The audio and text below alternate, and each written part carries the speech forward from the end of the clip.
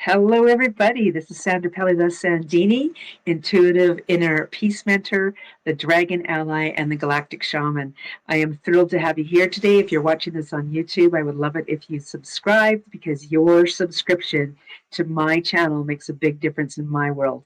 And this is brought to you today by my book, A Spiritual How-To, and it is found on most Amazons. This channel, Step into the Light, Step into Your Life, is a magical experience that a lot of people have in their lives when they decide to show up for themselves. And this is what I'm doing. I'm interviewing people who decide to show up for themselves. Oh my goodness. So everybody, I am so very, very excited today to introduce you to Matt and Carina from the Love Couch. I've known Carina and Matt now for, I'm guessing about 6-8 months, maybe even longer. Actually, it's been quite a bit longer than that. This is a Forever Green recording, so by the time you hear it, we may have known each other a lot longer than that, and I love that. Carina and I have really developed this beautiful relationship, and what I love is having witnessed Matt and Carina in action. It really warms my heart because I feel like I have a thriving relationship with my husband. And in having that beautiful, thriving relationship with my husband, that's been one of my goals, is to really help people understand how they can have thriving relationships, first and foremost with themselves and then with their partners. And you guys are really taking that to a next level. I remember one of the first instances that I heard about you, it was the $1 million couple. Mm-hmm. And just kind of the energy of that and what that meant. And I want people to really recognize, first of all, it's not about having $1 million. It's about having that feeling of $1 million in your relationship. So I'm just going to let you take it from there, because I think, tell the people a little bit about yourselves, first of all, please, and thank you. Yes, I love it. Well, I love that you named the energy, right? So one of the things that we're obsessed about is the energy that you come from. So part of my journey is that the energy I was coming from wasn't so great.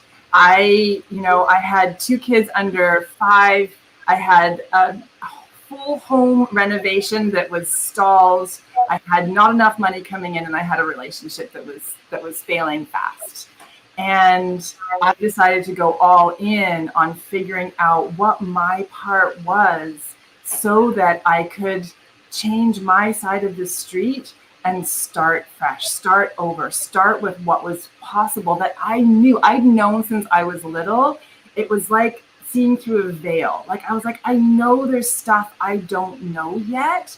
And I've been a lifelong seeker wanting to know it. And that moment, that I'm done moment of this is not working. I am leaving. I'm starting over. It meant leaving my partner. It doesn't have to for everyone. And I went on that deep dive. I did a deep Tantra training for a year. I went all in on learning about energy work. And one of my favorite images is when we start doing this work. It's like we've finally noticed there's a brick wall in front of us. And we keep banging into the brick wall, and we can feel there's magic on the other side. And I think that what happens with this work is you take brick by brick, you take down that wall and start to build your path. And you can feel it in your bones, you can feel it in your body. Then, I ask the universe, and this guy shows up.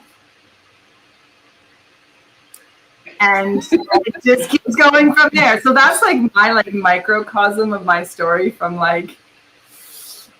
desperate, unhappy to blissfully thriving. I feel like I missed my cue there when you were like that. No, you're my story is similar in some respects, in that the responsibility that I took to look at myself really, really deeply. I was in a challenging relationship that I made a lot more challenging, and caused some massive disruption in the relationship that I chose to take deep accountability for and deep responsibility for. It was a very, very trying period in my life, and that that introspection, that work.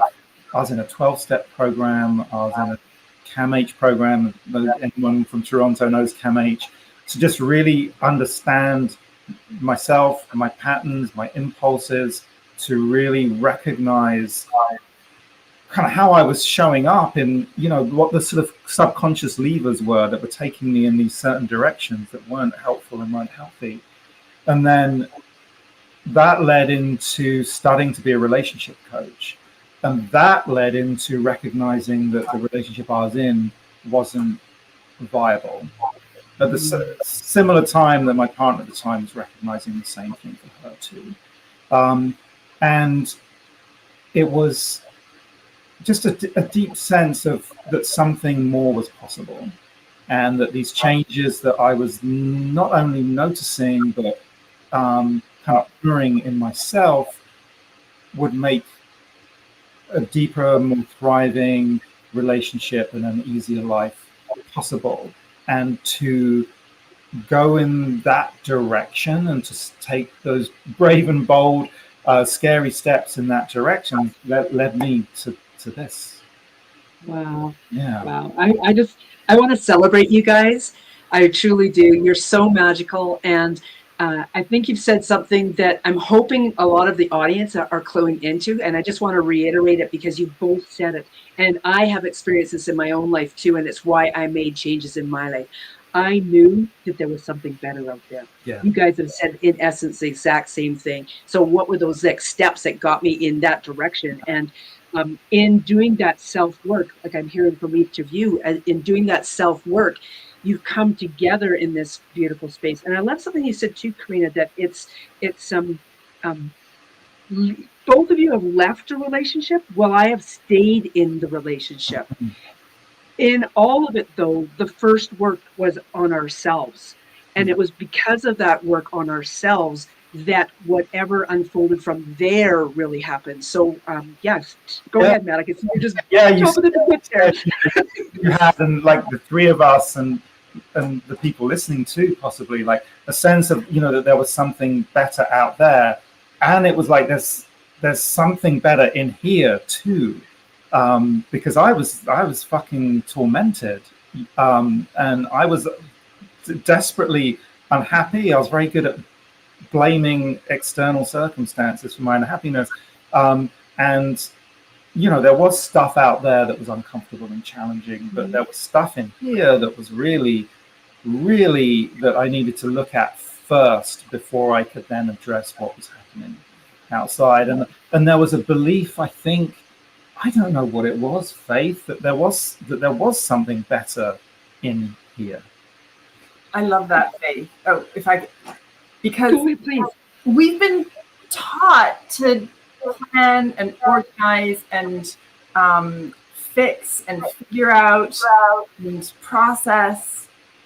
And there's a fundamental truth that I think our brains, our heritage, our collective conscious knows, that if our body is giving us signals, it means something. If we're yelling at ourselves, if we're yelling at the world, if we're hearing the thought in our heads like, I can't, this is impossible, I hate this, over and over again, those are literally ways the universe is trying to let us know that we're not meant to hate this, we're not meant to be miserable. Like, it's literally letting us know through our biofeedback. And we're so used to having that jump onto a brain path of blame, of the victim triangle. Who here knows about the victim triangle, right? You never get off it. Well. It never ends. And then you start thinking, and what starts to come through is awareness and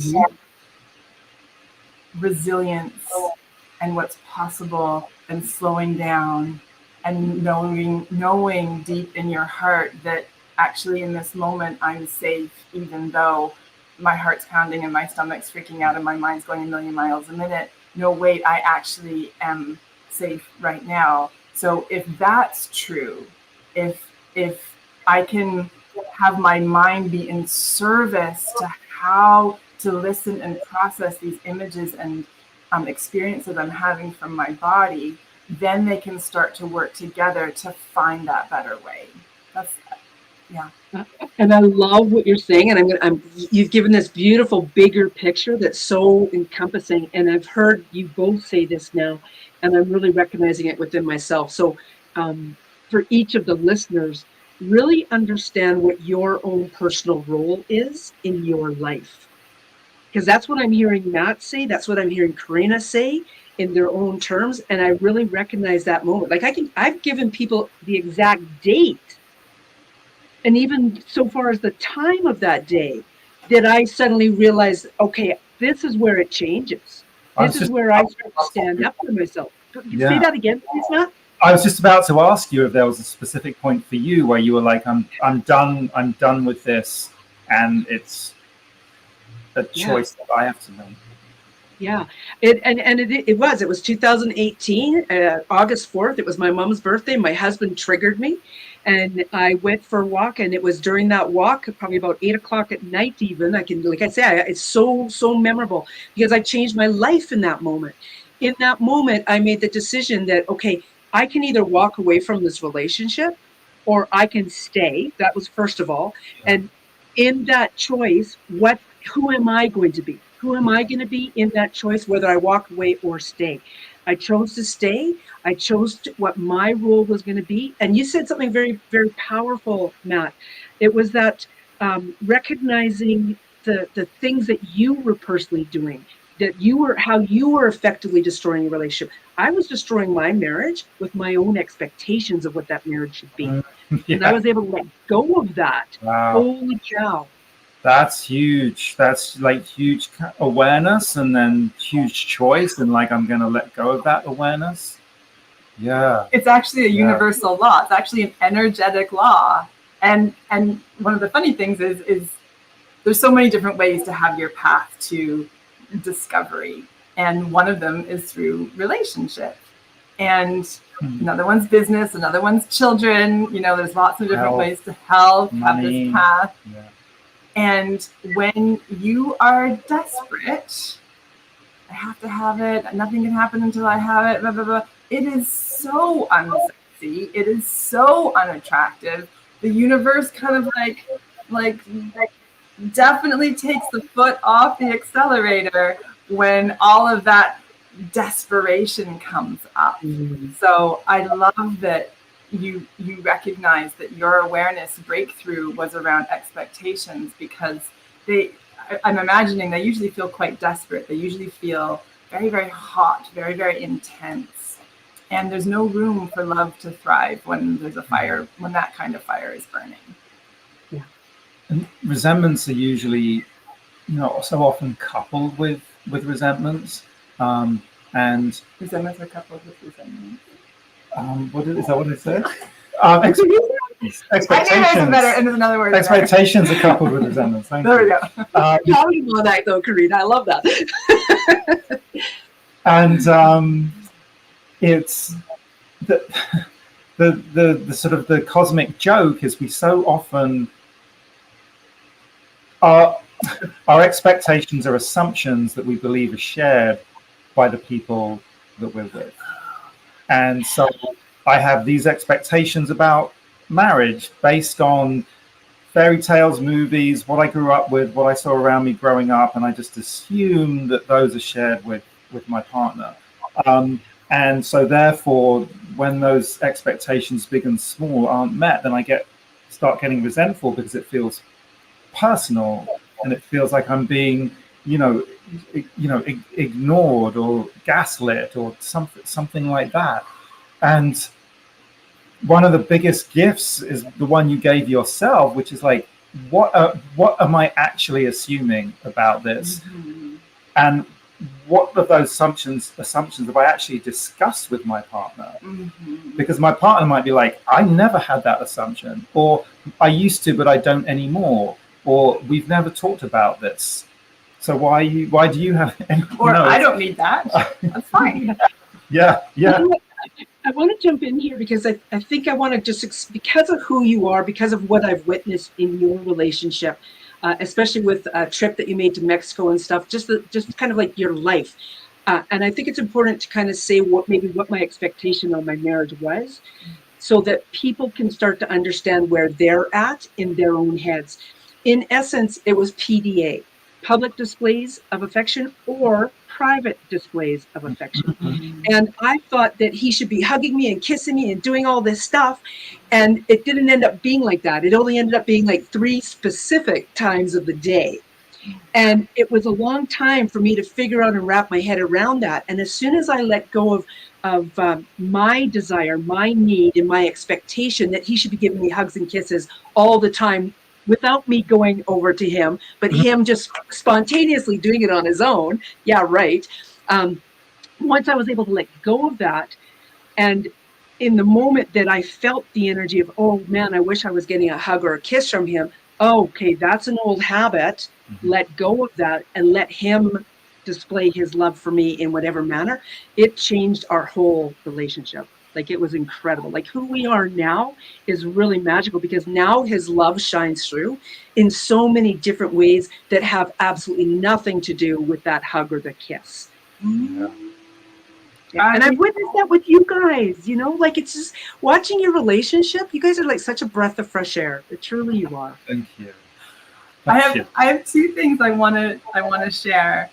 One was how we talk about our goals, and the other is something that we're a bit obsessed with called the Queen's Code Ask. So I'm going to start with how we talk about our goals. And early on in our relationship, we would talk about our expectations, or I think the word expectations actually needed to shift. So expectations has like a push energy to it, right? So we would talk about. I like the word needs, and you don't. I don't like the word needs. I like the word. I don't even like the word desires, but like, what's coming up that I genuinely would love to receive. We were on a call the other day, and this beautiful quote from Joe Vitale, I think is who it was, and it's, "I am absolutely satisfied, and I want more." And that space is so magical. So if I'm absolutely satisfied with him, and I would also love a deep kiss in the kitchen, then there's no shoulds. It's just the delight and pleasure of it, right? I can so relate to that. Can I just tell you one little thing? So I went over to my husband the other day for a hug. Instead, though, of just the hug, I didn't hug him. I just put my arms like this, and I leaned into him, and he put his arms around me, and we just stood there for a moment, and it was so magical. And when he was finished hugging me, I reached up and went like this on his face and kissed him. And it's what I just expressed and what I did is what I felt in what you said. Yeah. I was so satisfied with that hug from him. Yeah. But I wanted so much more and gave more, right? Yeah. It just wells up. Yeah. It does. Has it been the case with your husband that once you let go of those expectations that I'm sure he was feeling in some ways, either implicitly or explicitly, that he found some space to move closer to you as well as you recognizing the ways that he does express his love that are unique to him, but there were kind of ways that came towards you? Well, and you know what? I love that you asked this question, because for me, because he wasn't displaying his affection to me in the way that I thought he should, I was then, in that case, I was showing up aggressively. Yeah. And unbeknownst to me, for decades, he in turn felt afraid to say anything. And so in my letting go of the expectations, I became less aggressive, and he started to have room to say, I'm afraid to say anything. Yeah. And then I was able to address that from like, okay, if you're afraid to say something, what am I doing to me? Like, where am I showing up again? I love that question, Matt. Thank you for asking that. No, I'm so happy for you and your husband. It's just beautiful. It's challenging to change the rhythms and patterns in a relationship after such a long time. Like, well, we've been married 40 years now. Yeah, it's huge that you're able to do that. Like, that's massive. It's extraordinary. And so much of what doesn't work is a kind of armor, right? Yeah. It hurts when we feel that ache, and our body tells us that we want something. It hurts. And so we protect ourselves. You were talking to me just this morning about how the difficult parts in us, they're just trying to protect us. Yeah. They just want us to have what we need. There, You said it. Goodness, and it's recorded. Yes. And when you can put in that extra step, so most of us just react, right? Like, I didn't get what I want, screw you, or I didn't get what I want, what's wrong with me? Like, it just it happens so fast. And when you can put in that extra step of curiosity, of listening, of pause, then you can come to the situation with discovery. Oh, I really want something there. Or, oh, he's pulling away from me. It lets things digest and give space, just like you with your husband. It gave you space to have the answer and the desire emerge, as opposed to just doing our usual routes, habits, loops. Yeah. There's a piece to that too, is that one of the things, like I said, I've been in this for a while, obviously with 40 years of marriage. And this is what I'm witnessing in you guys, because you're not waiting until you're like 30 years into a relationship to start to actively promote your relationship, like I have done, which is huge, right? Having said that, also too, what I'm witnessing in you guys, and this is why I want to say this, is that I know those moments where I've had this thought and I've wanted to blurt out this thought and say it at him. Okay, we're not in conversation then, with each other. I'm at him instead. And in that moment, I've stopped myself from speaking, given it space to see what actually wants to come through my heart. Yeah. And then spoken it. And that's really what I've been witnessing in you guys is the dynamics of how you have really looked at, first of all, yourself in the relationship. And then how do we come together? And this is something that I just really, really feel is something that people need to hear, is to take that breath. I think so too, Sandra. And there's a lot of confusing messages out there, like, speak your truth, don't hold it in, all your feelings are valid. There's all those things are true, but speak your truth. Is your furious, belittling, resentful anger your truth? No, it's something you're feeling right now. It's true that you're feeling it, but your truth is underneath that. And so without some work to detangle, I think it was Einstein who said something like, although they might have disproved it was him. But anyway, it's a great quote. Here it is. You can't solve something from the same space where the problem was created. Yes. I can't keep trying to make a cake when I have the recipe, the ingredients for an omelet. I can't. And the other, that is true. And also, when we talk about relationships, most of our traumas, big T and small t traumas, emerged from relationships with our parents and caregivers and social groups, and repair and healing is in relationship too. We can do work outside a relationship to understand ourselves more deeply, identify certain patterns and traits, but it's not until we're back engaged in a relationship that we come up against those triggers again, and then have the opportunity to make different choices. Yeah, I love that. And that's one of the things, the feminine is rising. There is a healing happening in the world right now, which is why things are extra chaotic, because the systems are changing. What was functioning in the past is no longer being acceptable.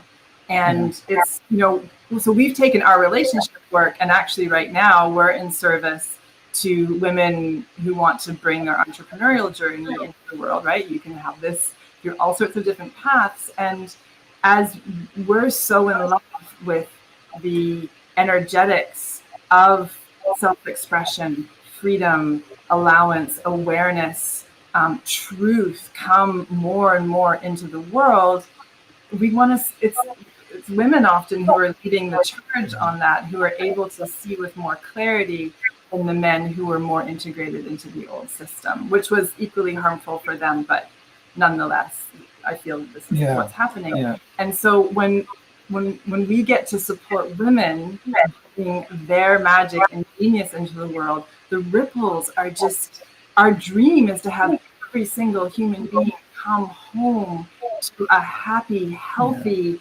environment that's welcoming and nourishing, that has lots of food, that has lots, as many hugs as you want, that has a garden to play in, that has safety, and just all of that happens as we're whole with ourselves and bring that work into the world. Yes.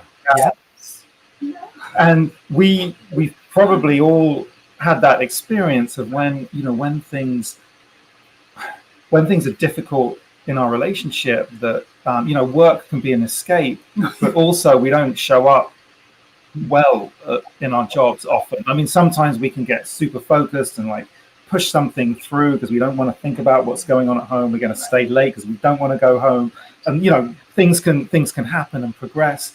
But also, I know when I was in kind of the worst of it for myself, I was making colossal mistakes at work. Like, oh fuck, oh shit, I need to go talk to my manager about this. And also, I think more related to what you were saying is the kind of the culture that's out there about being an entrepreneur, about being a business owner, is quite toxic. And it's my daughter, who's 15, 16 now, she said this term to me, and I'm like, did I hear you right? Say that again. And she was like, yeah, grind set. So the grind set, like the mindset, like attached to the grind of like, do next thing, just keep pushing.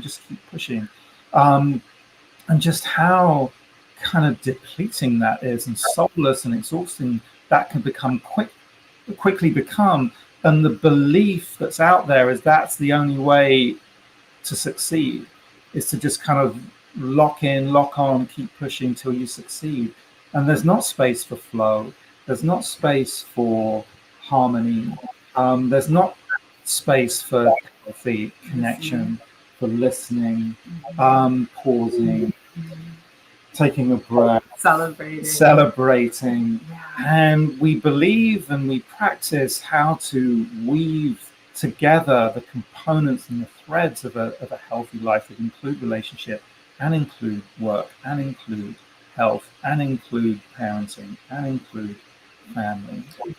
I love the word that you used of weave, because it's not about stacking those things on. I think especially for women, it feels like, okay, I have to shoulder that burden. Okay, now I have to get stronger so I can carry that too. And that's not what harmony is. Harmony, you know, my past is as a cellist, as a musician. Harmony is as the notes are greater than the sum of the parts. They amplify each other. They resonate with each other. And that is the magic in the music that the world needs. It's not about getting stronger for the grind set. It's about weaving together from the foundation of being a whole being who is in the game of discovery, connection, sharing, and being with yourself and enjoying it all. Wow. I want to do two things here. First, I want to say something about what you guys are bringing home. I really would love for the audience to go back and listen to this in its entirety again, because there's little snippets that are going to go bing in your thought pattern or in your heart, and you're going to really click into. One of the things that you just said, Carina, and because of the conversation the two of you are having here together, sharing with us, brought to mind for my own self how I stepped into the role of needing to show. It was that shove. I needed to prove something, right? So I can totally get that. I just want to swing back for just a minute. I want you guys to really recognize, first of all, this is Carina Reeves, relationship coach and relationships energetics expert. Matt Hilliard, the relationship coach and a men's work leader. These two are coming in from their own experiences. They're also come together in a beautiful relationship and bringing their experiences of growing that relationship to you. And the things that you're saying, the things that you're having us think about are so magical. And I just can really feel the power in that. What else would you like to say to really help people understand? Like, I think you guys are so on the mark here with that the world is changing. Women are starting to take a more active role. It's We don't need to take it from the grind masculine side. We are welcoming in the feminine and masculine in balance. And I'm not just talking about the man and the woman. I'm talking about the feminine and the masculine in each and every single individual. And you guys are really bringing that home beautifully. So what would you like to expand on with that? Thank you, yeah, for opening the door here. So this is something that we know and that we recognize as well, is that masculine, feminine energy, and that we all contain both, and that certain tasks in our days, certain tasks in our week, require shifts between the two. And for a healthy, functioning relationship, there has to be a kind of a balance over time. It might not exist in a particular moment, or in a particular portion of a day, but ideally there's some kind of equilibrium happening between the two people. Carina's been working really hard on our business. I've been working really hard wrapping up a job, so we're both sort of tightly focused in different areas. So in many ways, we're both in our masculine, and I carry the awareness of that, and hopefully show up in ways where I am more in my masculine that you can relax into. So you have that experience of being in your feminine for at least part of the time that we're together and doing stuff. Because it makes me feel good to do that and to take those steps in showing up that way. And I won't speak for you. Yeah, we had some conversations about it, because we were trying to do things in what would traditionally look more balanced, but everyone only has so much capacity, and Matt can't have two full-time businesses. No matter, I don't care who you are. That's just he likes to sleep, and I like him rested. And so when we name that, okay, then what does it look like? Then going back to how to have asks, then I was able to say, "Well, I really love this. This would really let me relax and let me feel taken care of." And a lot of it, he would just sort of intuit. You don't have to intuit. I didn't feel more loved because he intuited it. In fact, I'm working on my receiving. It can sometimes be challenging to be taken care of. So that's one of the edges that we explore. And when we're not what is, then there's room to figure out what works right now. This isn't forever, but what works right now. And that's a brilliant example of, earlier you said, relationship is a path to growth and healing. If we choose to view the opportunities and the challenges that come up in relationship to look inward. And we've discovered that it's the same in running our business as well, is those challenges that come up, places where we feel blocked, the places where we come up against each other, instead of like, this is shit and terrible and I wish it would be different. So yes, I wish it would be different, but like, what do we need to look at? What do we need to explore a bit more deeply? What different decisions do we have to make to have a different outcome? And sometimes it's nothing to figure out. It's just, okay, I'm having a hot reaction. I just need to like love myself here. And the glass of water spilled. That's okay. I didn't like it, and it happened. Nobody died. It's fine. Literally, that happened like 2 minutes before we got on the call with you. There was a glass of water spilled. No, there was a glass of water there. I love it. I just want to drive home one little point as we're winding up here, and you guys, you need to come back. We definitely need to have more conversations, because you can feel the energy of, we haven't said everything that we want to say, and we're very conscious of the amount of space that we have. What I'm also hearing is, this isn't about, gosh, how does this even want to come through? I don't want to say the docile woman per se, or the docile person. This is about starting to really understand that it is okay to witness what you could possibly be capable of, and giving it the room to grow, either as the individual and in the relationship. And that's one of the things I keep coming back to. What I've really witnessed in you two is this: you guys aren't two stand in the shadows type of people. No, you're both very, I want to use the word, not necessarily dominant personalities, but you have a beautiful energy that wants to shine.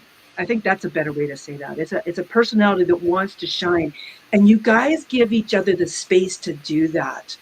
And that's why I want you guys to come back and have a further conversation about this, because it's just been I think this has been a very impactful conversation that we've had today.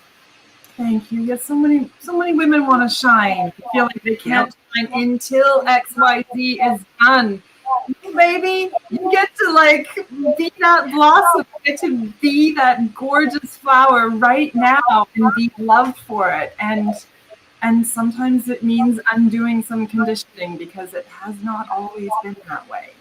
And for the man, it requires some undoing of conditioning to Yes. his woman shine. Tell me more. What's the conditioning you have to undo?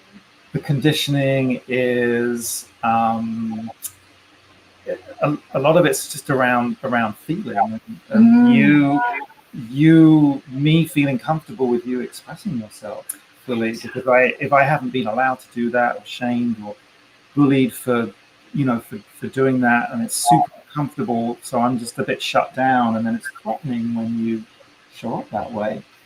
So the work of the man to be okay, and to allow himself to feel joy and feel his light and his brightness.